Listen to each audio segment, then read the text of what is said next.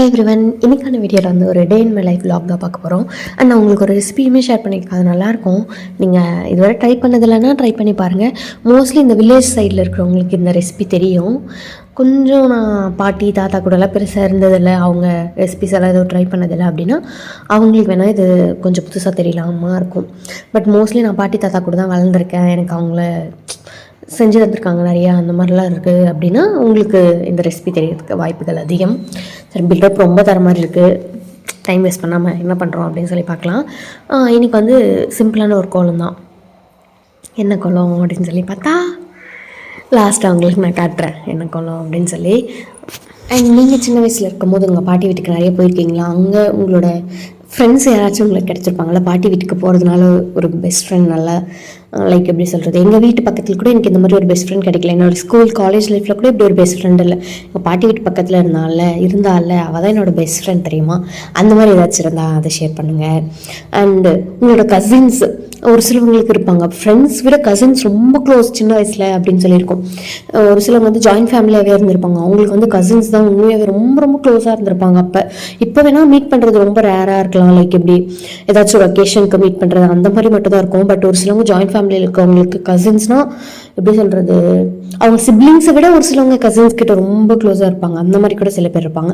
நீங்கள் அந்த மாதிரியா? இல்லை, நாங்கள் எப்போயாச்சும் ரேராக தான் எங்கள் பாட்டி வீட்டுக்கு போகும்போது கசின்ஸ் எல்லாம் மீட் பண்ணுவோம், தெரியுமா? எப்போயாச்சும் தான். ஆனால் அது ரொம்ப நல்லாயிருக்கும். அந்த டேக்காக நாங்கள் வந்து வெயிட் பண்ணிட்டுருப்போம் ரொம்ப நாள் அப்படிங்கிற மாதிரி. அப்படி ஒரு பர்சனாக அந்த மாதிரி உங்களோட சைல்ட்ஹுட் மெமரிஸில் இதில் ஏதாச்சும் ஒன்று இருந்தால் அதை வந்து ஷேர் பண்ணுங்கள். அண்ட் இது இல்லாமல் டிஃப்ரெண்ட்டு, நான் வந்து ஒரு நியூக்ளியர் ஃபேமிலியில் இருந்தேன், பட் எனக்கு இது கிடச்சிச்சு நியூக்ளியர் ஃபேமிலியில் இருந்ததுனால தான். நியூக்ளியர் ஃபேமிலியில் இருந்தால் ஒரு அட்வான்டேஜ் என்னென்னா நம்மளோட பேரண்ட்ஸோட ஃபுல் அட்டென்ஷனும் நம்ம மேலே தான் இருக்கும். அது பயங்கர ஒரு அட்வான்டேஜ். அண்ட் டிஸ்அட்வான்டேஜ் என்னென்னா விளையாடுறதுக்கு யாரும் இருக்க மாட்டாங்க. மோஸ்ட்டாக சிப்ளிங்ஸ் அந்த மாதிரி யாராக இருந்தால் இருக்கலாம். அதுவும் சிங்கிள் சன் ஆர் டாட்டராக இருந்தாங்கன்னா அப்போது விளையாடுறதுக்கு யாரும் இருக்க மாட்டாங்க. பக்கத்தில் யாராச்சுன்னு தான் போய் விளையாடுற மாதிரி இருக்கும், பக்கத்து வீட்லேயோ இல்லை பேரண்ட்ஸ் வச்சு விளையாடுற மாதிரி அப்படி தான் இருக்கும். ஒரு சிலவங்க ஜாயின்ட் ஃபேமிலியாக இருக்கிறவங்களுக்கு அதனாலையுமே பிரச்சனை வரும், லைக் கசின்ஸ்குள்ளே சண்டை வந்தால் பேரண்ட்ஸ்குள்ளே சண்டை வர்றது அந்த மாதிரி கூட இருக்கலாம். அப்படி ஏதாச்சும் எக்ஸ்பீரியன்ஸ் இருந்தால் அதுவும் ஷேர் பண்ணுங்கள். எப்படி வேணால் இருக்கலாம். இதுலேயும் அட்வான்டேஜ் இருக்குது, அதுலேயும் அட்வான்டேஜ் இருக்குது, இதுலேயும் டிஸ்அட்வான்டேஜ் இருக்குது, அதுலேயும் இருக்குது. ஸோ நம்ம ஒரு கன்க்ளூஷனுக்கு வர முடியாது நியூக்ளியர் ஃபேமிலி தான் பெஸ்ட்டு, ஜாயின்ட் ஃபேமிலி தான் பெஸ்ட்டு. இதுலேயும் சில ப்ராப்ளம்ஸ் இருக்குது, அதுலேயும் சில ப்ராப்ளம்ஸ் இருக்குது. ஜாயின்ட் ஃபேமிலியில் இருக்கும்போது என்னென்னா நம்ம அப்பா அம்மா எங்கேயாச்சும் வெளில போயிட்டா கூட நம்மளை பார்த்துக்கிறதுக்கோ சமைச்சு தரத்துக்கோ வேறு யாராச்சும் இருப்பாங்க, அத்தை சித்தி அந்த மாதிரி யாராச்சும் ஒருத்தவங்க இருப்பாங்க. ஸோ அந்த பிரச்சனை வராது நமக்கு. நியூக்ளியர் ஃபேமிலியில் இருந்தால் நம்மளுக்கே ஃபுல் அட்டென்ஷன், நம்ம மட்டும்தான் அந்த வீட்டோட ராஜாவாக இருப்போம். அந்த மாதிரி எது வாங்கிட்டு வந்தாலும் நமக்கே கிடைக்கும். பட் ஜாயின்ட் ஃபேமிலியில் அப்படி இல்லை, எல்லாருக்கும் ஷேர் பண்ணி தருவாங்க. ஒரு பேக்கெட் பிஸ்கெட் எடுத்தால் இங்கே நீங்கள் மட்டும் தான் சாப்பிடுவீங்க நியூக்ளியர் ஃபேமிலியில். பட் ஜாயின்ட் ஃபேமிலியில் இருந்தால் எல்லாருக்கும் ஒரு பிஸ்கெட் தரும்போது நம்மளுக்கே கடைசியில் ஒரு பிஸ்கெட் கிடைக்கும். அந்த மாதிரி இதுலேயும் சில அட்வான்டேஜ் இருக்குது. ஏன்னா சின்ன வயசுலலாம் நமக்கு ஸ்நாக்ஸ் தான் பெரிய விஷயம், அது ஃபுல்லாக நமக்கு கிடைக்குதுன்னா அதுவே பெரிய விஷயமா இருக்கும்ல. ஸோ இதுலேயும் சிலது இருக்குது, அதுலேயும் சிலது இருக்குது. இதுலேயும் நிறைய கற்றுக்கலாம், அதுலேயும் நிறைய கற்றுக்கலாம். நீங்கள் எந்த மாதிரி என்விரான்மெண்ட்டில் வளர்ந்தீங்க அப்படின்னு சொல்லி சொல்லுங்கள். லாஸ்ட்டாக நான் உங்களுக்கு கோலம் காட்டுறேன்னு சொன்னால இதுதான், இதுவுமே நல்லா இருந்தது, எனக்கு ரொம்ப பிடிச்சிருந்த மாதிரி இருந்தது. மேலே போட்டிருக்கிறது நல்லா, பட் கீழே போட்டிருக்கிறது நல்லா இருக்கிற மாதிரி எனக்கு பர்சனலாக ஒரு ஃபீலிங். உங்களுக்கு எப்படின்னு சொல்லி சொல்லுங்கள். அண்ட் ஒன் மோர் திங், இந்த கடையும்ல அப்போ வந்து நீங்கள் மிளகாலாம் ஃபஸ்ட்டு எடுத்து போட்டு கடைஞ்சிருங்க. ஸோ தட் உங்களுக்கு கடையிறதுக்கு ரொம்ப ஈஸியாக இருக்கும். மிளகா போட்டுருங்க, அப்புறம் கல் உப்பு போட்டுருங்க. பாருங்கள், நான் அப்படி தான் கடைஞ்சிருப்பேன். ஃபஸ்ட்டு மிளகாலாம் எடுத்து போட்டு கடைஞ்சிட்டு அதுக்கப்புறம் கீரை எடுத்து போட்டு கடையிறது, அதுக்கப்புறம் தக்காளி எடுத்து போட்டு கடையிறது. கீரை பார்த்தீங்கன்னா தெரியும், புளி மிளகா அதெல்லாம் போட்டு கடைஞ்சிட்டேன் ஆல்ரெடி. இப்போ கீரை எடுத்து போட்டு கடையிறேன், அதுக்கப்புறமா நான் பருப்பு எடுத்து போட்டு கடைவேன். ஸோ தட் அந்த ஃபஸ்ட்டு மிளகாலாம் நல்லா கடைஞ்சிடணும், அது ஃபஸ்ட்டு கடைஞ்சி முடிஞ்சிடும். அதுக்கப்புறம் கீரை கொஞ்சம் கடையணும், அதுக்கப்புறம் பருப்பு.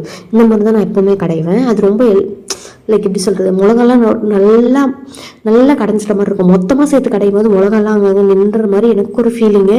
உங்களுக்கு எப்படின்னு தெரியல எனக்கு. அதுக்கப்புறம் லாஸ்ட்டாக நான் பருப்பெல்லாம் போட்டு கடைஞ்சிப்பேன் லாஸ்ட்டாக.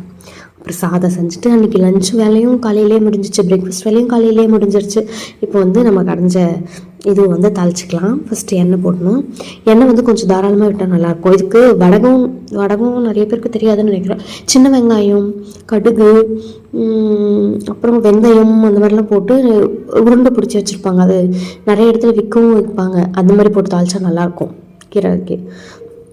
பட் நம்ம வீட்டில் இல்லை. நான் சீரகம், வெந்தயம், கடுகு, வெங்காயம் தனியாக போட்டு தான் தாளிச்சிருக்கேன். மோஸ்ட்லி கீரை சாம்பாருக்கு வந்து சில பேர் இந்த கொத்தமல்லி கருவேப்பிலலாம் போட மாட்டாங்க. நம்ம இருந்தால் போட்டுக்கலாம், வேணும்னா போட்டுக்கலாம், வேண்டாம்னா விட்டுடலாம். ஏன்னா கீரையோட கீரையை மிக்ஸ் ஆகிடும், பெருசாக தெரியாது. இதில் நான் போட்ட மாதிரி உங்களுக்கு தெரியுதா? தெரியாது பெருசாக. லைட்டாக அங்கங்கே தெரிஞ்சால் தெரியலாம், இல்லைனாலே இல்லை. உங்கள் இஷ்டம் அந்த போடுறதும் போடாதும். அவ்வளோதான். லஞ்ச் வேலையும் முடிச்சாச்சு அன்றைக்கி. சாம்பார், அப்புறம் வந்து அப்போ என்ன ரைஸ் செஞ்சாச்சு. அதுக்கு ஏதாவது ஒரு பொரியல் செஞ்சுட்டு அவ்வளோதான், லஞ்ச் வேலை முடிஞ்சிடும். பெருசாக வேறு எந்த வேலையும் இருக்காது. அதுக்கப்புறம் கேழ்வரகு. இது வந்து நீங்கள் மோஸ்ட்லி இந்த தோசை தவாவில் போட்டிருப்பாங்களா, அப்படி தான் பார்த்துருப்பீங்க. பட் இந்த மாதிரி பொரிச்சு சாப்பிடும்போது நல்லா மொறுமொறுன்னு இருக்கும்.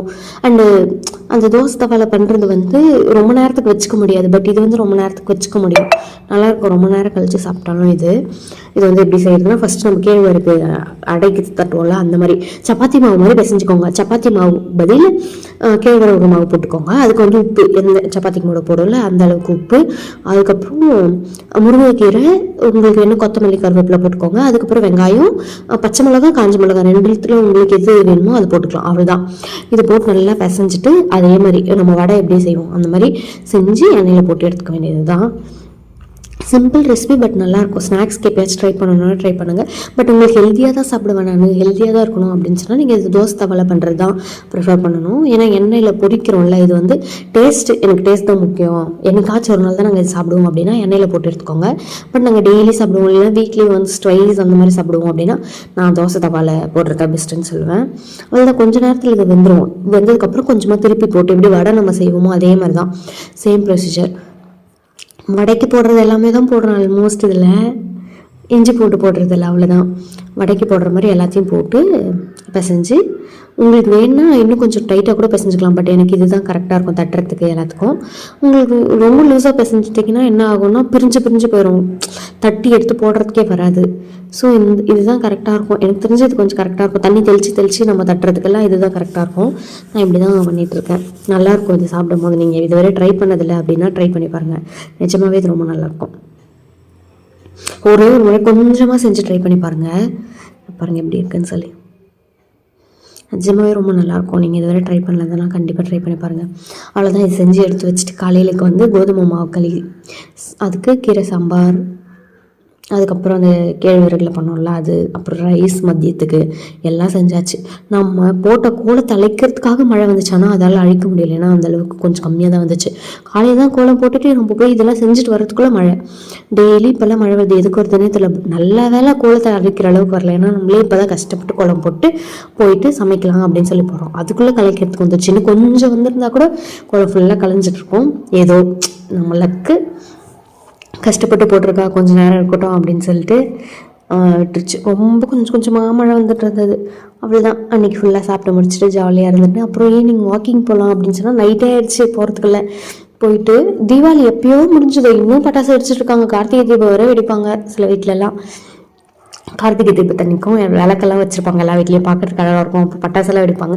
நாங்கள் கூட வெடிச்சிருக்கோம் கார்த்திகை தீபத்தை. அப்போ சின்ன வயசுலலாம் நமக்கு அது ஒரு கிரேஸ் இருக்கும்ல பட்டாசு மேலே. எப்படா கார்த்திகை தீபம் வரும், தீபாவளி எப்போ கொஞ்சம் எடுத்து வைக்க சொல்லுவாங்க கார்த்திகை தீபத்துக்காக எங்கள் வீட்டில். அப்போ எப்படா வரும் நம்ம வெடிக்கலாம் அப்படின்னு சொல்லியிருக்கோம். இப்போல்லாம் அந்த ஆசையே போயிடுது. பட் சின்ன வயசில் இருக்கோம் எங்களுக்கு, எப்படா வரும், எப்படா வெடிக்கலாம் நம்மளும் அப்படின்னு சொல்லி. இதெல்லாம் பார்க்குறதே ஒரு அழகு. இப்போல்லாம் பார்க்குறதுக்கு தான் பிடிச்சிருக்கு எனக்கு. என்னமோ இப்போல்லாம் வெடிக்கிறத விட மேபி நெக்ஸ்ட் இயர் நான் மாறலாம். ஹூனோஸ், நெக்ஸ்ட் இயர் மாறலாம், யாருக்கு தெரியும். ஆனால் இந்த இயரெல்லாம் எனக்கு பார்க்குறதுக்கு தான் பிடிச்சிருக்கு. ரீசன்ட் பாஸ்டில் எனக்கு பார்க்குறதுக்கு தான் பிடிச்சிருக்கு. சும்மா தூரமாக இருந்து பார்த்தோமா போனோமா அப்படின்றத விட்டு அதை போய் எதுக்கு எடுத்து வெடிச்சுக்கிட்டு எனக்கு வேறு இப்போ பயம் வேறு ஜாஸ்தியாகிடுச்சு. சின்ன வயசில் வெடிக்கும் போது அந்தளவுக்கு பயம் இருந்ததில்லை. பட் இப்போ பயம் ஜாஸ்தியாகிடுச்சு. எங்கே பார்த்தாலும் பட்டாசு வெடிச்சு அடிப்படுதுன்னு நம்ம அதில் கான்சன்ட்ரேட் பண்ணுறோமா இல்லை நிறைய அந்த மாதிரி ஆக்சிடென்ட்ஸ் நடக்குதா எனக்கு சுத்தமாக ஐடியாவே இல்லை. சரி விடுங்க, பழம் வந்து போதும். அவ்வளோதான் இன்னைக்கான வீடியோ. இன்னொரு வீடியோ வந்து மீட் பண்ணுறேன். until then, Tata, bye, see you soon.